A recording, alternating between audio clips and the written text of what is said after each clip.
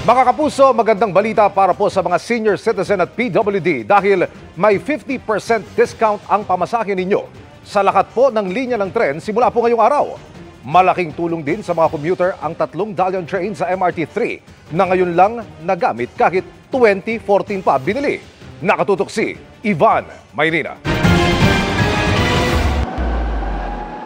Mula dating 16 pesos, 8 pesos na lang ang pamasahe ni Noel Manzano mula Santolan hanggang Bonin Station ng MRT.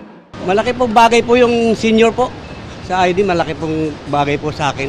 Isa siya sa buwan namanong nakinabang sa 50% ng diskwento para sa mga senior citizen at PWD sa LRT 1 at 2 at MRT 3. Si Pangulong Bongbong Marcos mismo ang nag-anunsyo nito, kasunod ng naunang 50% ring diskwento sa mga estudyante simula noong nakaraang buwan.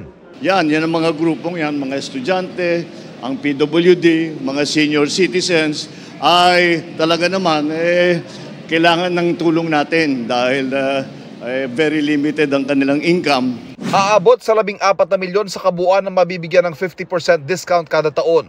Hindi nagbigay ng estimate na halaga ang Transportation Department sa magagastos ng gobyerno para sa mga tren. Karamihan ng biyahe ay nasa Metro Manila. The cost to government is not that much compared to the tremendous benefit for students, our PWDs, and our senior citizens. Pinag-aaralan naman ayon sa DOTR ang pagbibigay ng diskwento sa iba pang uri ng transportasyon sa buong bansa. Buwan naman ang biyahe rin ngayong araw ng 3 Dalian trains. Mga tren na binili mula sa China noon pang 2014 pero mahigit isang dekadang natenga. Nung in-inspection, hindi daw kaya na paandarin at patakbuhin at gamitin itong mga tren na ito, itong mga karwahe na ito. Mula ng 2014, di pa nakatenga lang ito, hindi po nagamit. Kaya ang ginawa natin ay binalikan natin itong mga ito at tiniyak natin na kung ano ba ang kailangan gawin para magamit ang Dalian train na ito ay gawin na natin.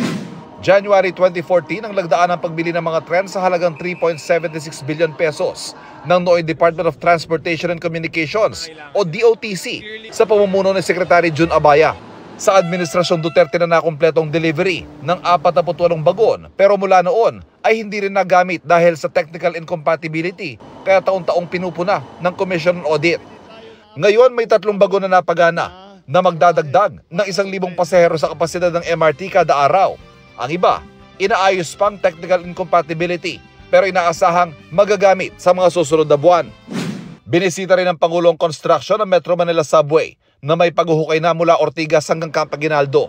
Ang Phase 1 nito mula Valenzuela hanggang Ortigas, pinapahabol ng Pangulo na mapasinayaan sa pagtatapos ng kanyang termino. Ngayon, pagka nabuo na ito, ang travel time mula sa Valenzuela hanggang sa airport ay sa kasalukuyan, mga 2 oras yan 2 oras kalahati.